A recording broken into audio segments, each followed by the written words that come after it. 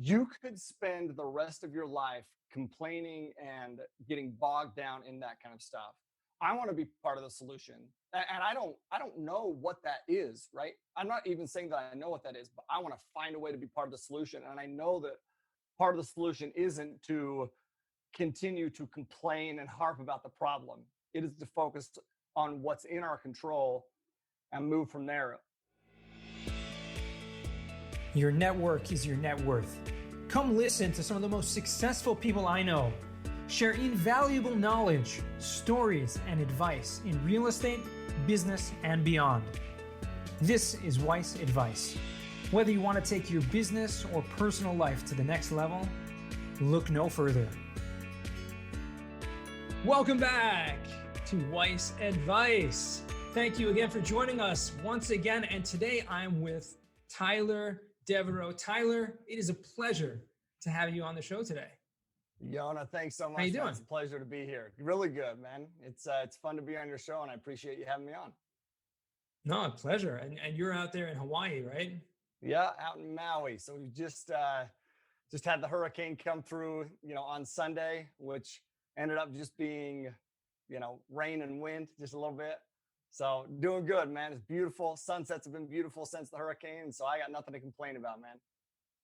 That's beautiful. I mean, listen, if you can live it up and live the life out in Hawaii, that's awesome. I mean, that's kind of everyone's dream, right? If invest in real estate, make enough money to go live wherever you want to live. And that's it. I'll tell you, this is a dream that me and my wife have had for. Well, I even get the chills. I just got the chills just saying that. I really did. Because seriously, it's fun, man. It's been a dream that we've had since we very first started dating seriously. And we moved here a year ago, and man, it has been more than and better than we dreamed of. It's been an amazing thing, man. I'm so grateful for the time with family to live out here, and for the amazing people that are out here. It's been awesome for sure. Wow, that's beautiful. That's awesome. And your kids have adjusted? Oh, they love it, man. They are little beach bums to the core now, man. They're surfing lessons, getting rocked by waves, and it doesn't even faze them. They are beach bums to the core. That's so cool. A little background. I'd love to give our audience just a little bit of a context. Tyler is, okay, everyone knows he's in Hawaii, so he's living the dream already. But how did he get there? He's been investing for 13 years already. So he acquired his first rental property when he was 21 years old. Okay. And, when you start that early, you learn pretty quickly. And at the right stage of life, how awesome it is to have cash flow, right, from rental properties. That's it. So he transitioned, he did fix and flips. He did, larger multifamily properties. So currently he is a partner and owns close to 1,400 units, multifamily properties, just under $95 million of assets under management. And part of that has to do with the knowledge he's acquired from Dave Lindahl. So you may have heard of Dave Lindahl. He's a very big name in the real estate industry, and he has a big course and training, and he's a coach and all that stuff. So Tyler has actually become one of the teachers, one of the instructors in his course. So that's something we share in common. We both love to teach, love what you get out of that. So let me ask you, how did you become, right? Obviously real estate investing has given you, so much and allowed you to do basically whatever you want to do, right? But how did you get into the teaching aspect of it? That's a great question, by the way. So I spent some, I feel like life is just a journey of trying to figure out what you enjoy, right? And what your talent is, right? And I spent some time at 19 years old. I saved up my money and I went to do service for a couple years, right? I went on a mission for my church is what it was. And it was out there. I mean, I'm 19. I mean, I barely graduated high school, I feel like, and I'm trying to figure out what I'm good at. And I had an opportunity to teach during like speak, right? And I remember this speaker actually came through, and I listened to him speak, and I was like, man, I would love to be able to speak like that guy. I would love to be able to teach like that guy, right? And so then I just started studying and trying to figure out ways to teach and present and do that kind of stuff, but never really thinking I would ever be able to do anything really with that, more than just like maybe give a talk at church every now and then. I don't know, you know. But then I got into business and I realized, I started a web design, web hosting company in my early 20s, and had some opportunities to teach and speak about that. And then that was actually right around the time that I acquired my first rental property as well. And then I saw the value of of real estate, period, and then multifamily. And I actually was at a class of Dave's, and I went through his whole program, right? But I was at a class with him, and I'm pretty sure it was LA, right? And I saw him in the hallway, like during one of the breaks. And I was thanking him for everything that he's taught. But then I was like, hey man, I would love to like teach this class one day, man. Like, it's awesome to see you teach it. And it was totally just like saying that, not really like asking him to teach a class, right? He'd know that I went through the program and all that stuff. But he was like, well, sweet, let's talk about it. Let's do it, man. Let's make it happen. And I was like taken back by that, like, oh, really? Like, and I had, a little under 100 units at that point, maybe just a little over 100 units at that point.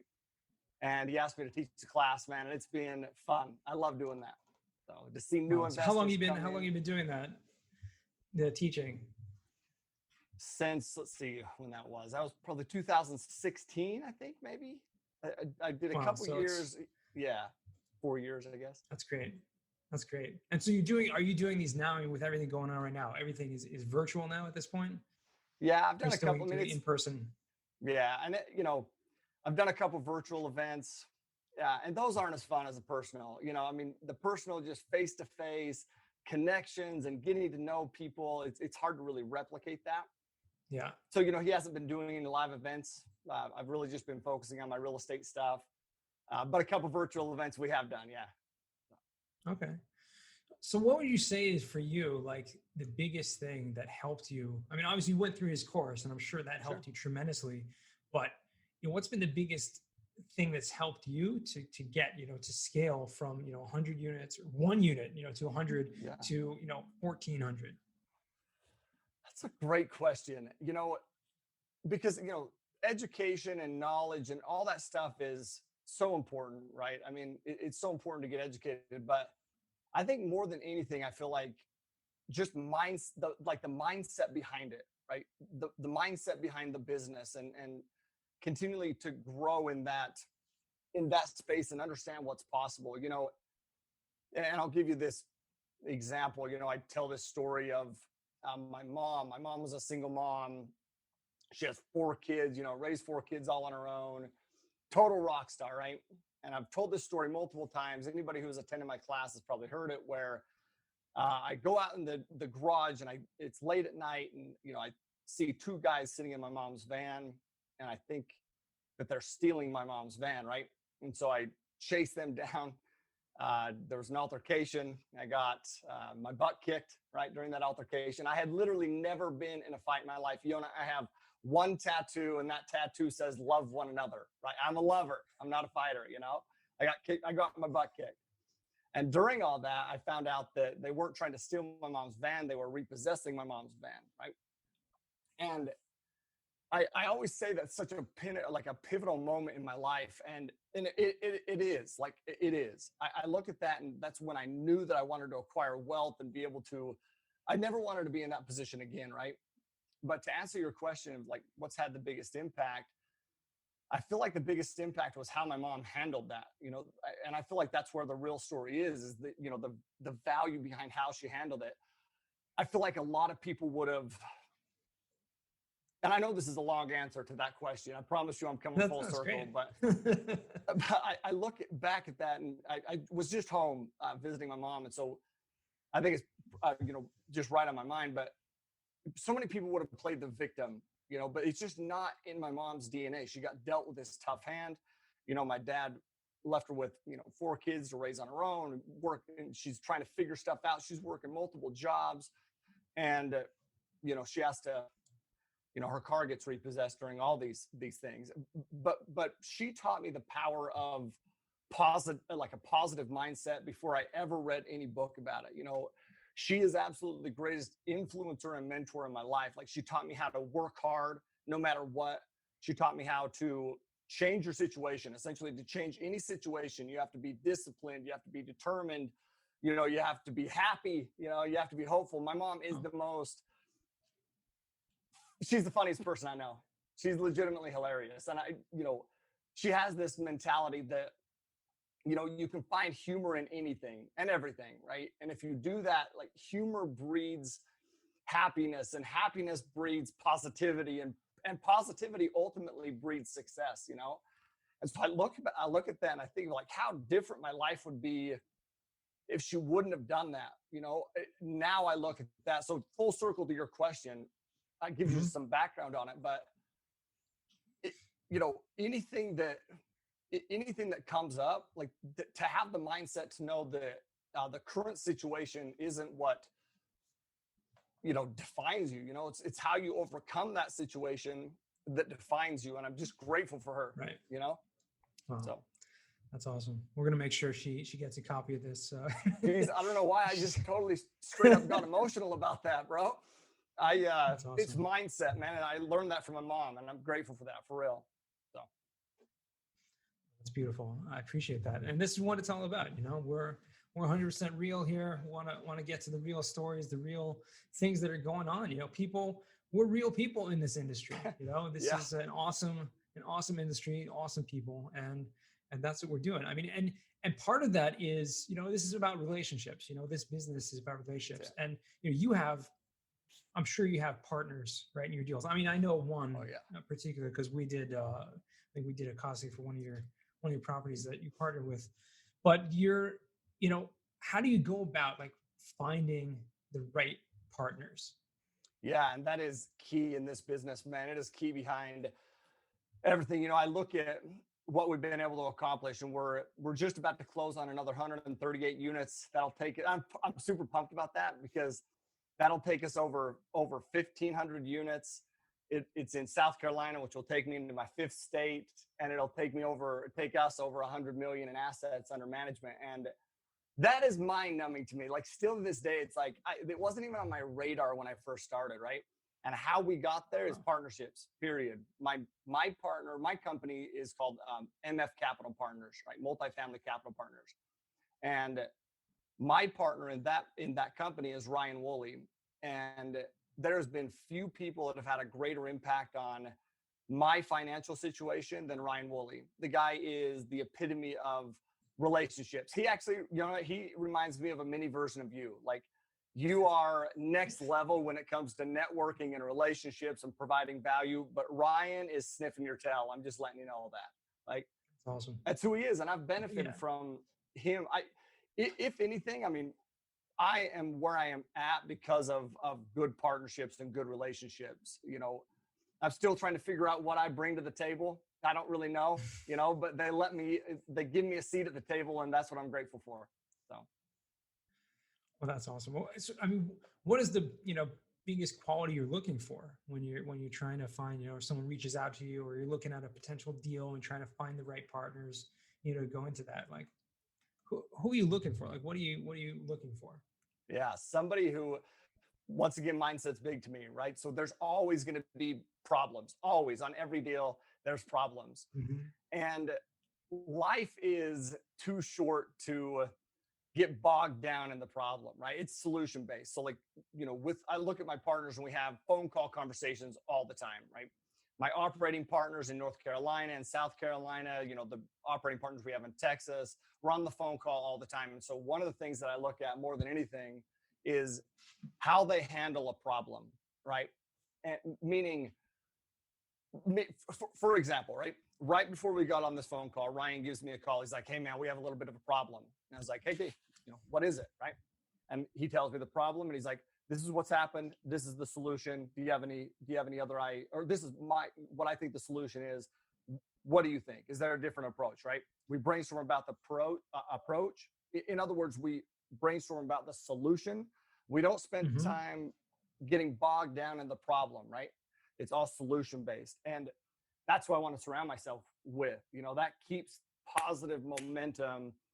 Because, man, if you know, I mean, you look at the world we're in right now, man, this COVID riddled environment where problems are everywhere. There is, you know, or or appear to be everywhere, right? Mhm. There's riots, there's, viruses, there's all sorts of stuff, right? You could Crazy. spend the rest of your life complaining and getting bogged down in that kind of stuff. I want to be part of the solution. And I don't know what that is, right? I'm not even saying that I know what that is, but I want to find a way to be part of the solution. And I know that part of the solution isn't to continue to complain and harp about the problem. It is to focus on what's in our control and move from there. You had mentioned, I listened to one of your other recent podcasts, and I'm pretty sure you had mentioned you've read Extreme Ownership, right? Yeah. Mhm. Yeah, you had mentioned that. I can't Jocko remember Willink, yeah. Yeah, and I remember you mentioning that on one of your podcasts, and that book is I love that book, and I love that you mentioned that book because it is own everything, right? But what he focuses That's on right. is it's owning everything, never placing blame anywhere else, and focusing on what you can control. So the long answer to your question, or the short answer to your question, is I want somebody who takes ownership and focuses on solutions and positivity. So. That's awesome. And you're totally right. I mean, that focus, and that comes obviously Jocko with the military background and the Navy SEAL background, right? That's what, to be a leader, you have to do that. You have to. And I was just blown away. Me too. I'm just just blown away by that approach, and especially when it comes to parenting, I think that's huge. I have 6 kids. I know you're a father. Oh, you do? I didn't know you had that many. 6 kids. That's awesome, man. Yeah. Yeah, thank God. Each one's a blessing in their own, but you have to take that approach, because if you get sucked in to the problems, like you're saying, you're never going to get anywhere. They're not going to have the solutions. They're not going to have the direction to really learn and develop to become who they can be. That's it. I mean, we just talked about my mom and her direction there, and that's it, man. It is focusing, and you see it from a totally different level now as a parent, right? And me too, and it's like you have this responsibility to teach 6 little human beings, man, how to have the most positive, productive, happy life.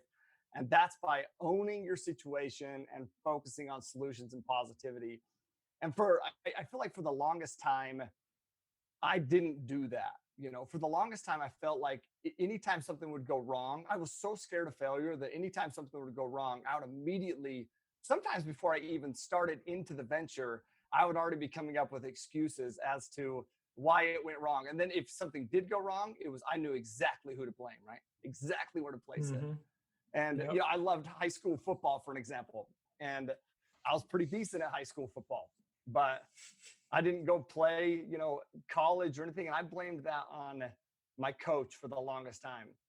And now I look back at that, and listen, it is because of how I handled things. And it's also probably the greatest blessing ever, man. If I would have went and played, college ball, I wouldn't have started my web business. I probably wouldn't have got into real estate as early as I did. And I certainly wouldn't be where I'm at today. And so, I don't know how I got off on that tangent, but yeah. No, but everything happens for a reason. And it's really, when you start to take ownership, like you're saying, when you start to realize that, the power you're given to make those choices really dictate, how your life's going to play out. And, we're given that. But if you're focused on blaming other people and saying, well, this didn't happen because of that, and this didn't happen because of that, you have no idea what you're missing. And I think that's the point, right? You don't know what could have been or could come out of this. And the real solutions, like you're saying, don't come from placing blame on someone else. They come from taking ownership and seeing how to create those solutions. Because creativity, and I think this is huge, and a lot of people don't realize this, creativity is probably, it's power in a way, right? And creating solutions and thinking about that. And like you said, brainstorming how we can come with a different solution. That is probably one of the greatest pleasures that humans have in this world, is creativity and that, solutions and that power. So it's really much bigger than we even imagine it is. Yeah. Because, and that's probably why it's so scary for a lot of people. Why people take the easier route. Yeah. What you just said there it just resonated with me a ton. One of the greatest pleasures we have as humans is being creative. That's a hell of a quote, Yona. Like, that's so true. You think about that, the things that you're most proud of, are times where you've been faced with a problem and you've overcome the problem. And that happens by getting creative and focusing on behaviors. I look at this where, I look at people that I want to aspire to be like, right? And I look at the behaviors that they have. And this is literally what I do. Like, when I'm setting new goals for where I want to go in the future, I will look at how I can like visualize it. What helps me is to find somebody that lives that lifestyle, that does those things, that has the life that I want, right? And I look at the characteristics that they have and what they've been doing and those kind of things, right? And they focus on behaviors and being creative and problem solving. They certainly don't focus on placing blame anywhere, 100%. No, I appreciate that. So Tyler, let's just jump right into the final four. I love it. I want to go right into this. So first question I have for you is, what is the worst job that you ever had? Yeah. So I've had a lot of bad jobs, by the way. Okay. I've worked, I have done paper routes. Roofing houses, framing houses. I've done a ton of stuff, waiting tables. I really have. And I would say the worst one that I ever have, I would have to say roofing houses, man. And I lived in Utah when I was roofing houses, and it gets cold in Utah, man. It's cold and it snows. And I remember and I was the new guy, right? So I would show up to work and it would snow the night before. And my job was to shovel the snow off the roofs. So I would get on the roof, right? And like shoveling. And they have like these little like 2x4s that I'm trying to stand on right as I shovel. And there was one time like you would nail the 2x4s onto the roof, and somebody had left like a gap the size of just bigger than my foot. And I went right through the gap, and I'm sliding. And this is a big like 3-story house just south of Salt Lake. And I'm sliding down the roof, and I'm thinking, okay, well, this is it. I'm like trying to repent on my way down the roof, get all the repenting done that I can before I hit the bottom. And then I get to the bottom of the roof just as I think I'm going to fall off the roof. And I didn't see because it's covered in snow what was there that stopped me from falling off the roof. And I quit that day. Wow. I was out. I quit. That was the worst job I've ever had. I did not enjoy that job. Wow. So.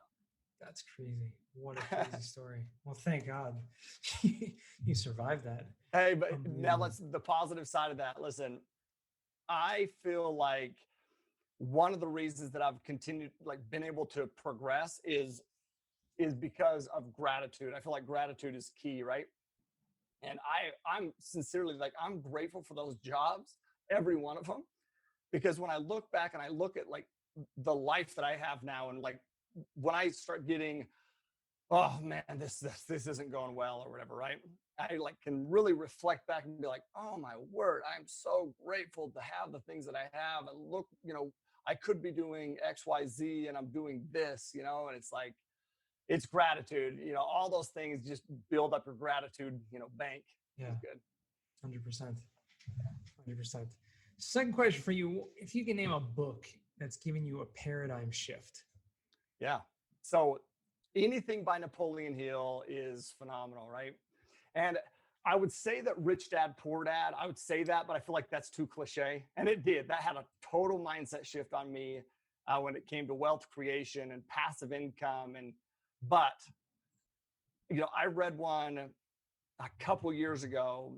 It's called Outwitting the Devil by Napoleon Hill, right? Have you ever read that? No, I haven't read that. Man, I love Napoleon Hill's content. I've read pretty much every one of his books, but I had never read that because I don't know, the title just seemed weird to me, right? It just did. I think that's probably why I'm avoiding it too.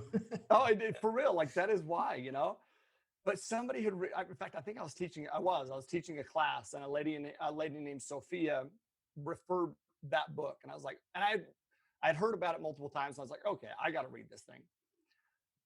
It had an absolute paradigm shift for me because it talks about definiteness of purpose and how important that is, but it just talks about how the devil works, and really like how they depict it is, like you have a, how you see in the movies, they have a, angel, a Yeah, good angel on one shoulder, a bad angel on the other, it's all internal, where it's like when it's you have internal. That's right. that's it. Yeah. When you have definiteness of purpose and you have direction and you have aim, then nothing gets in the way. Right.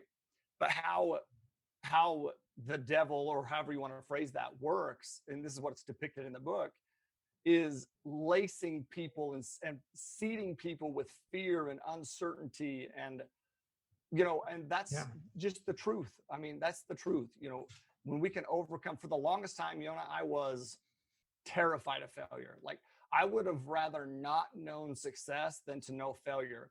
And it's not that I was, afraid of failing. It was, I didn't want people to view me as a failure, and if they heard that I tried something and it didn't work, maybe they view me as a failure. And so for the longest time, I was nervous to pursue things, I mean, I just was. And so when I read that book and I realized, like, man, that is the number one tool for, the adversary, is to lace you with fear. Then it was like, okay, I'm out, I don't ever want to be fearful again, so.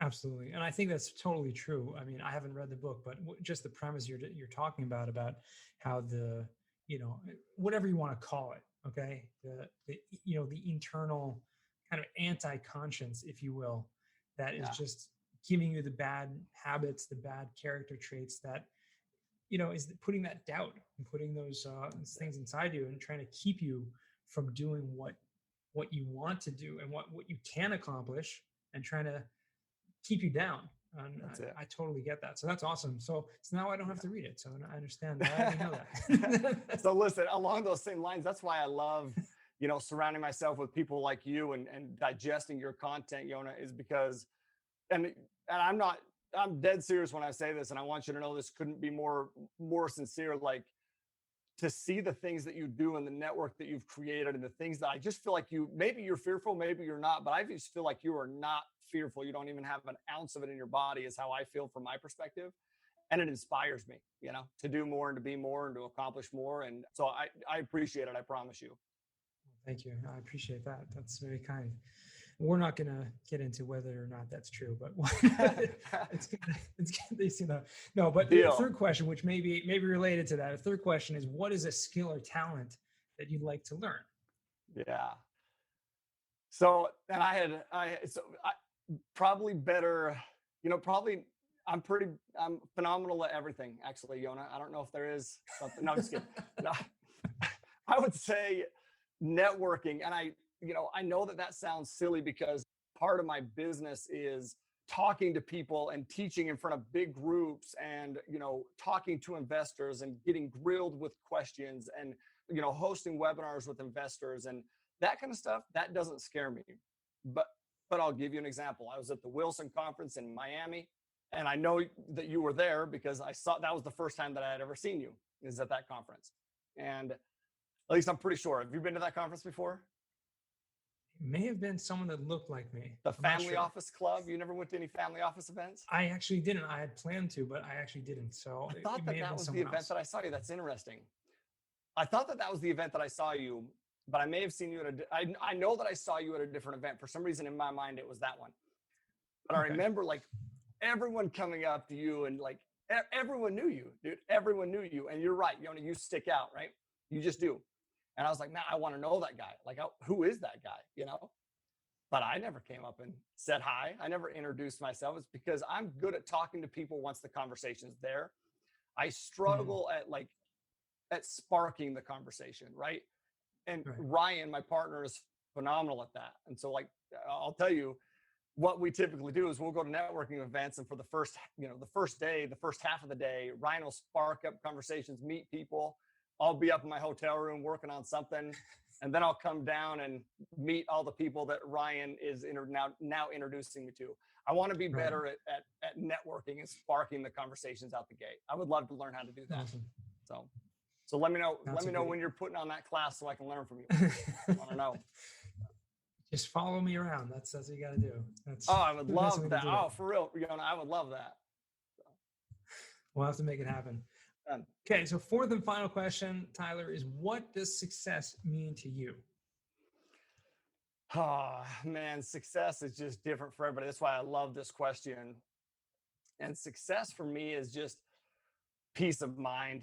Peace of mind meaning the ability to give freely, right? Help others, have the time to do, what you want to do, and just be the best dad and person and husband and everything that I can be. And I do feel like financially, right? Finances, right? Mm-hmm.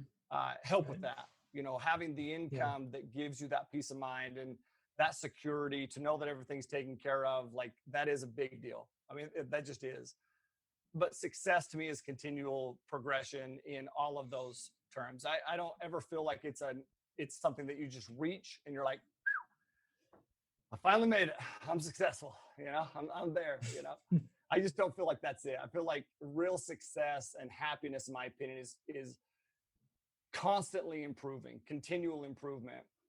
And I feel like one of the best ways to do that is to serve and to help and to help other people better their lives. There's very few things that's more rewarding as a parent, as a husband, and as just a person meeting other people and teaching other people. That's success, in my opinion. So. Awesome. Love that answer. Thanks. Awesome, Tyler. This has been a pleasure. Where can our listeners find you or reach out to you? Yeah, so our website is mfcapitalpartners.com. You can reach out there, or my email is tyler@mfcapitalpartners.com, or LinkedIn, Facebook, Instagram, just Tyler Deveraux. So any of those. Awesome. Beautiful. Thank you so much for taking the time today, Tyler, to joining us and giving such a wonderful conversation. Thank you, man. I appreciate it for sure. It's fun to get on and have the conversation, and fun to chat with you face to face as well. So thank you. That's my pleasure. Totally. And to our listeners, thank you again for joining once again. And remember, the best advice comes only when you ask. Real quick, I have one question for you. Did you like this episode? If you did, I want to ask you a huge favor. See, the biggest thing that helps this podcast grow and that will spread this message to the whole world is that if you leave a review, a rating, and subscribe to the podcast. What that does is it basically tells the platforms that this podcast is out on is that you like my stuff and I'm doing something right. So take a few seconds out of your day, hit that subscribe button, leave a rating or review. I would be extremely grateful. Also, I want to hear from you guys. So I want to hear some feedback. If you have any questions for future episodes, please find me on LinkedIn, send me a DM, a connection request, Yona Weiss, and I'd love to hear from you.